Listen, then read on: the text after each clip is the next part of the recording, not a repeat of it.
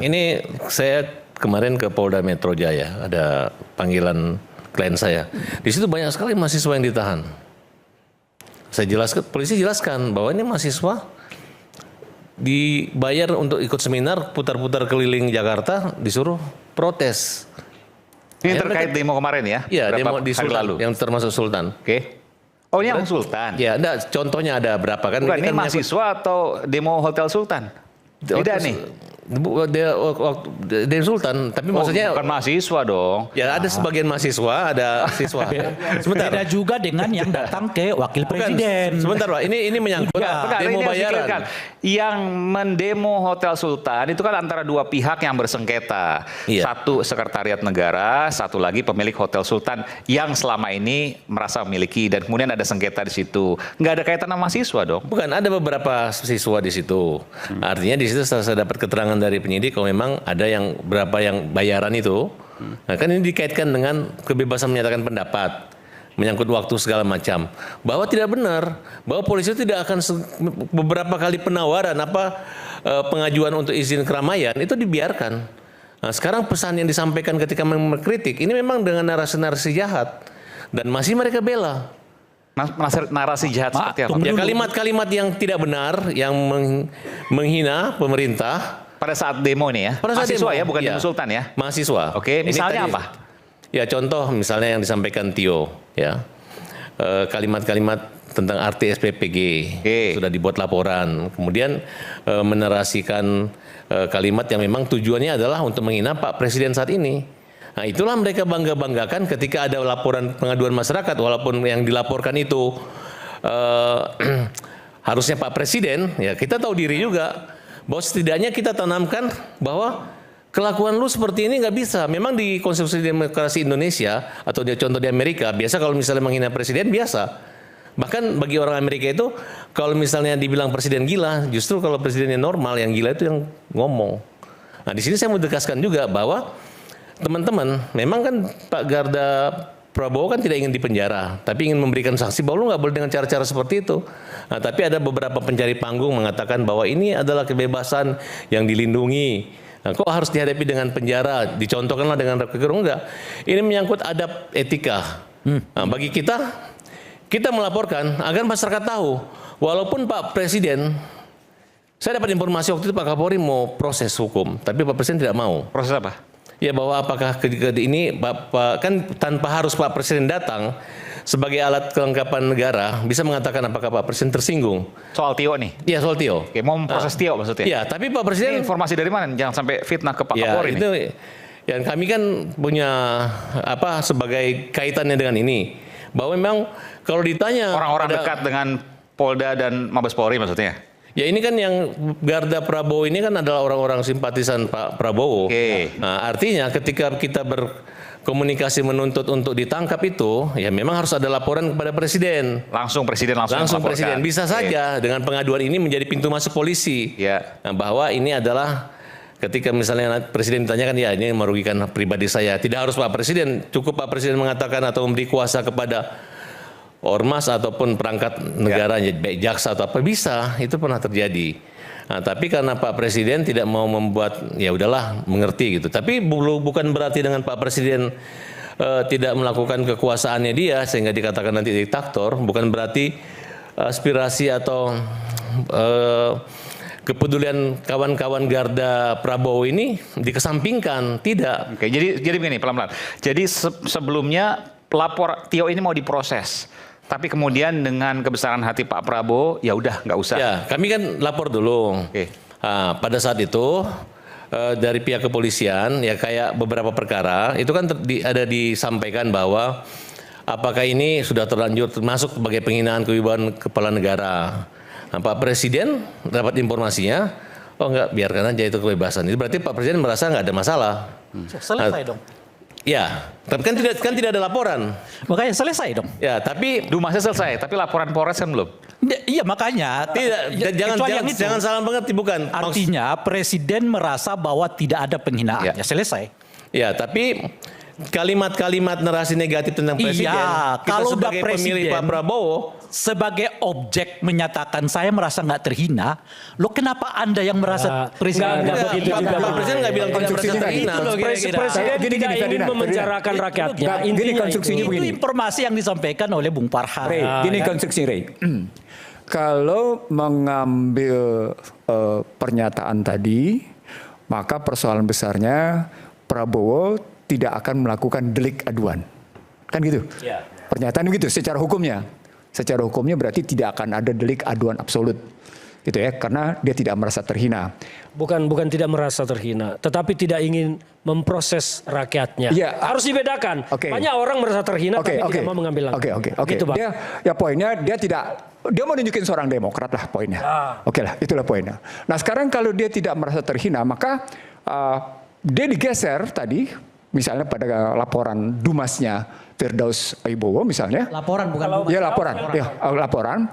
Itu pun masih bisa dibedakan antara statusnya institusi dengan individu. Masih bisa dibedakan. Secara hukumnya harus detail kayak gitu. Apalagi tadi disebut oleh Firdaus Aibowo tadi, dia baru mau ikut. Gitu ya, dia masuk di situ. Maka individunya belum tentu merepresentasikan SPPG secara menyeluruh. Itu harus ngelihatnya begitu. Apa poinnya? Poinnya begini, poinnya. Secara hukum, kita mesti ngelihat misalnya, saya akan mengambil begini. Salah satu tesis yang harus kita bangun untuk semua yang ada di sini. Termasuk Anda. Gitu ya. Tio itu dilahirkan dari rahim demokrasi liberal. Itu ya. Kata kuncinya itu. Tio itu dilahirkan demokrasi liberal. Lahir dia. Usia 23 tahun. Ya kan? Berarti dia pada 2002. Dia baru lahir. 2002 itu demokrasinya akan berlaku dari 2004 demokrasi liberal. Dan dia merasa perlu meningkatkan pendidikan inklusif. Karena dia lulus dari Fakultas C, lalu dia masuk kemudian ke filsafat. Lalu dia bilang, dia bicara tentang narasi, dia bicara tentang orasi, dia bicara tentang berbagai macam hal yang satu kata, dia mencoba untuk mengkritisi, menyuarakan apa yang dia lihat. Di situ kelihatan memang ada perbedaan. Perbedaan pertama, narasi dan orasi dia itu terfokus pada soal kebijakan. Tapi begitu dia main-main melipir-melipir sedikit ke persoalan penghinaan, gitu ya, penghinaan, maka harus dilihat kategorisasi penghinaannya. Ada mens rea apa di belakang itu? Ada motif apa di belakang itu? Apa tujuan dia? Misalnya begini, saya punya kucing yang sedang begini-begini, namanya ini. Mens rea-nya harus diuber. Kenapa bicara tentang kucing? Kucingnya ada apa enggak? Kucingnya berpenyakit seperti itu apa enggak? Kalau iya? Kenapa mesti namanya seperti itu? Oke. Itu pertanyaan, kenapa namanya seperti itu? Apa dia tidak punya pilihan nama yang jauh lebih baik secara logis? Sebentar. Saya ingin mendudukan masalah secara fair. Secara fair. Artinya kita ngeliat di alam demokrasi liberal kayak gini gitu ya, mana kritik, mana kebijakan, mana yang merupakan penghinaan, itu memang harus didudukan secara proporsional. Harus benar. Dalam sejarah Republik Indonesia tukang kritik. Ya, dalam sejarah Republik gue tukang kritik. Tapi gue nggak mau masuk ke soal individu. Saya batasi diri saya untuk tidak masuk ke soal individu. Kenapa saya tahu?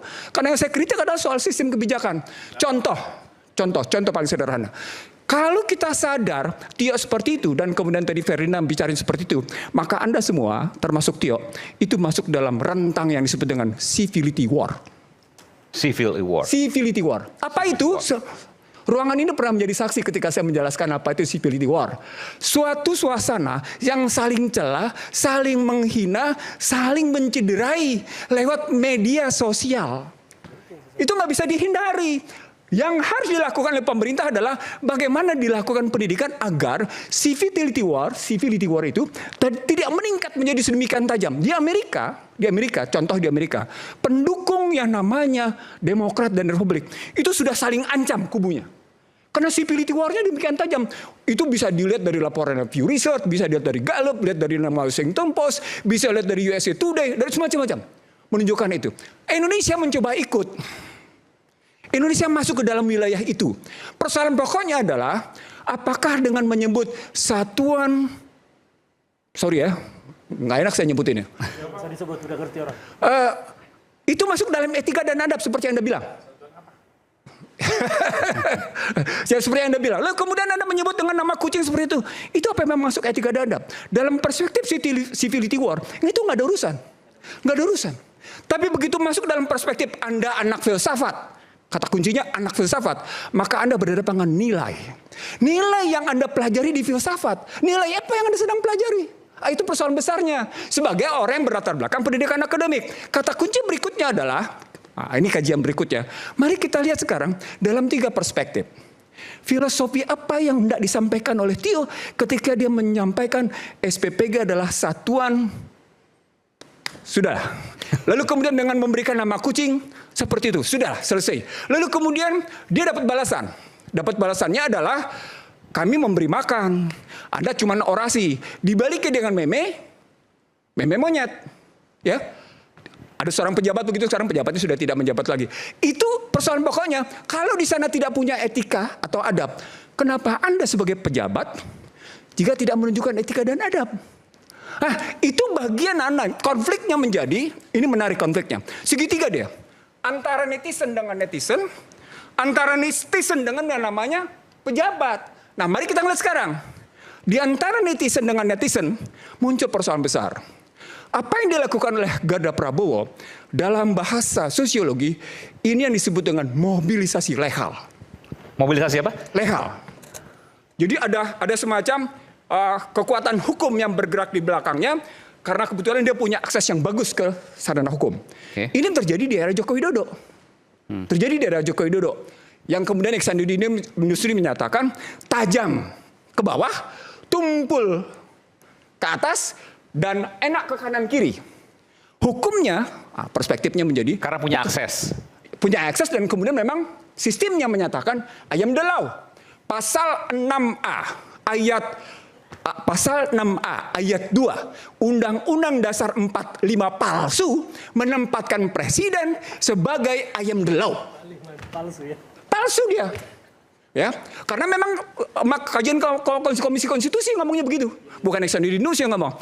Nah, di situ membuktikan ketika presiden memanfaatkan posisinya sebagai ayam delau, dia ngalir ke bawah, Aiman. Air mengalir dari atas ke bawah. Ayam delaunya itu mengalir ke bawah. Ayam dekingnya mengalir ke bawah. Polisinya, menarik di sini. Polisinya mungkin pertanyaan, apakah polisi dia merupakan bagian dari sarana menegakkan keadilan atau menjadi alat kekuasaan? Kritik besarnya ada di situ. Itu juga tidak dijawab. Berikutnya pertanyaan besarnya. Partai politiknya itu berperan apa enggak dalam rangka menegakkan rasa keadilan masyarakat? Itu juga pertanyaan. Nah, pada saat yang sama, ini menarik di sini. Politiknya terkonsentrasi pada partai politik. Bisnisnya terkonsentrasi pada oligarki bisnis. Apa dampaknya? Semua masyarakat marginal ke bawah habis. Muncullah kritik Theo. Repotnya Theo tidak bisa membatasi diri.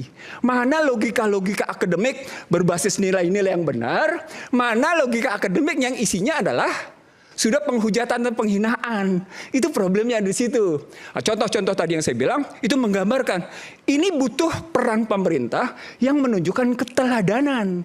Sepanjang pemerintahnya, sorry to say, Iksanuddin Nusri menyatakan pemerintah ini kerjanya nyangkal.